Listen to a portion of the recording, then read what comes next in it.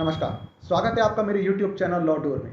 आज मैं आपको इस वीडियो में महत्वपूर्ण जानकारी दूंगा नागरिकता से संबंधित, यानी कि भारत की नागरिकता कैसे प्राप्त की जा सकती है, भारत के नागरिक आप कैसे बन सकते हैं तथा इसके लिए क्या पात्रता चाहिए होती है, इस बारे में मैं आज आपको विशेष रूप से इस वीडियो में बताऊंगा। दरअसल आजकल पूरे देश में एक मुद्दा बहुत ही विशेष रूप से छाया हुआ है, जिसमें कि एक पाकिस्तानी महिला अपने प्रेम संबंधों के चलते भारत में उत्तर प्रदेश के निवासी के पास में रहने के लिए आ गई है। उस पाकिस्तानी महिला का नाम सीमा हैदर बताया जाता है और उसने जिस व्यक्ति के साथ शादी की है वह उत्तर प्रदेश का एक निवासी है जिसका नाम सचिन बताया जाता है। दरअसल अब तक जो भी खबरें सामने आई हैं उनके हिसाब से 2020 में पबजी गेम खेलते हुए ही उन दोनों के आपस में प्रेम संबंध डेवलप हुए और आज वह इन्हीं प्रेम संबंधों के चलते सचिन के पास में पाकिस्तान से बिना वीज़ा के अवैध रूप से भारत में रहने के लिए आ गई। हालांकि जब इस मामले का पता चला तो दोनों को जेल भी हुई और अभी भी उस पाकिस्तानी महिला सीमा हैदर को भारत की नागरिकता मिल पाती है या नहीं मिल पाती, इस पर सरकार को विचार अभी करना है। तो आइए विस्तार से जानते हैं कि भारत की नागरिकता आखिर मिलती कैसे है और ये होती क्या है। पाकिस्तानी महिला सीमा हैदर और उसके उत्तर प्रदेश निवासी सचिन को कोर्ट से जमानत मिल गई है। सीमा का भी ये दावा है कि उसने नेपाल के मंदिर में हिंदू रीति रिवाज से शादी की थी। उसने अपने बच्चों का और खुद का धर्म भी बदल लिया है और वह पाकिस्तान वापस नहीं जाना चाहती। सचिन के साथ वह भारत में ही रहना चाहती है। इसके लिए उसने भारत सरकार से भारत की नागरिकता देने के लिए गुहार भी लगाई है। लेकिन अब सवाल यह उठता है कि क्या पाकिस्तानी महिला को भारत की नागरिकता मिलनी चाहिए। जानकारों के मुताबिक पाकिस्तानी महिला सीमा को नागरिकता देने से पहले यह देखा जाएगा कि उसकी शादी वैध है या नहीं है। यदि शादी वैध है और वह भारत की नागरिकता की मांग करती है तो सरकार मानवता दया के आधार पर नागरिकता दे भी सकती है। पहले भी ऐसे कई मामले आए हैं जिनमें पीड़ित अपने देश में वापस जाने से या जान को खतरा बताकर सरकार से नागरिकता की मांग की थी। हालांकि इस पर अंतिम फैसला भारत सरकार को ही लेना होगा। यदि महिला ने भारतीय नागरिक सचिन से शादी की है और वह वैध है तो भारत सरकार को उसे नागरिकता देने में कोई दिक्कत नहीं होगी। हालांकि पुलिस ने उस महिला पर अवैध रूप से भारत में आने का मामला भी दर्ज किया है।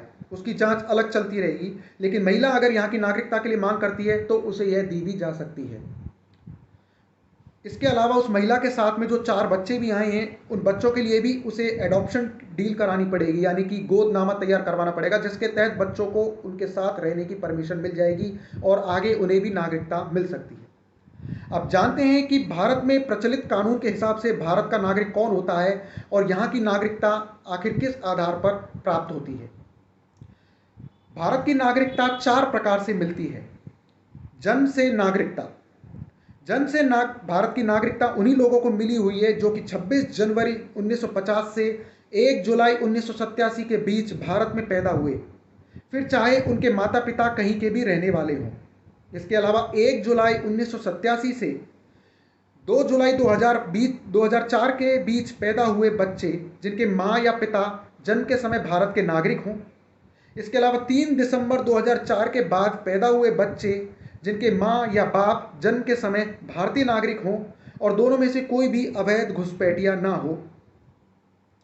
इसके अलावा आप जानते हैं रजिस्ट्रेशन से नागरिकता के बारे में। रजिस्ट्रेशन के माध्यम से भारत की नागरिकता उसे हासिल है जो भारतीय मूल का व्यक्ति आवेदन करने के 7 साल पहले से भारत में रह रहा हो।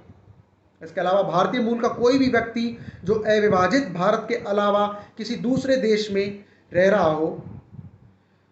इसके अलावा भारतीय नागरिक से शादी करने वाला व्यक्ति बशर्ते वो आवेदन से 7 साल पहले से भारत में रह रहा हो, तथा भारतीय नागरिकों के 18 साल से कम उम्र के बच्चे, ये सभी रजिस्ट्रेशन से नागरिकता प्राप्त करने के अधिकारी होते हैं। इसके अलावा आप जानते हैं वंशज होने के नाते नागरिकता कैसे मिलती है। इस बारे में वंशज होने के नाते का अर्थ है कि वो व्यक्ति जिनके माता पिता जन्म से भारतीय नागरिक हैं लेकिन उनका खुद का जन्म किसी दूसरे देश में हुआ हो, वो भारत की नागरिकता हासिल कर सकते हैं। अब जानते हैं चौथा, यानी कि नेचुरलाइजेशन या देशीकरण के आधार पर नागरिकता कैसे मिलती है। देशीकरण या नेचुरलाइजेशन के मुताबिक यदि कोई भी व्यक्ति अगर 12 साल तक भारत में रहे और नागरिकता के लिए आवेदन से पहले लगातार 1 साल तक भारत में रहा हो तो उसे भारत की नागरिकता हासिल हो सकती है। अब इसके अलावा हम जानते हैं कि किसी नागरिक की नागरिकता को बर्खास्त कैसे किया जा सकता है या भारतीय नागरिक की नागरिकता को कैसे छीना जा सकता है। सिटीजनशिप एक्ट यानी कि नागरिकता अधिनियम 1955 की धारा 9 में किसी व्यक्ति की नागरिकता खत्म करने का भी जिक्र किया गया है। इसके 3 तरीके हैं जिनके जरिए किसी व्यक्ति की भारतीय नागरिकता समाप्त हो सकती है। यदि कोई भारतीय नागरिक स्वेच्छा से किसी और देश की नागरिकता ग्रहण कर ले तो उसकी भारतीय नागरिकता स्वयं ही यानी कि अपने आप ही समाप्त हो जाएगी। इसके अलावा यदि कोई भारतीय नागरिक स्वेच्छा से अपनी नागरिकता का त्याग कर देता है तो उसकी भारतीय नागरिकता को समाप्त माना जाएगा। अब जानते हैं कि भारत सरकार को भी निम्न शर्तों के आधार पर अपने नागरिकों की नागरिकता समाप्त करने का अधिकार होता है, जो कि इस प्रकार हैं।